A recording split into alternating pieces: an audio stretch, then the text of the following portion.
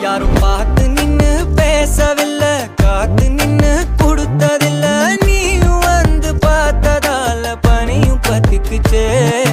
கண் மறைச்சு போற புள்ள முன்னழைச்சது யாரும் இல்ல.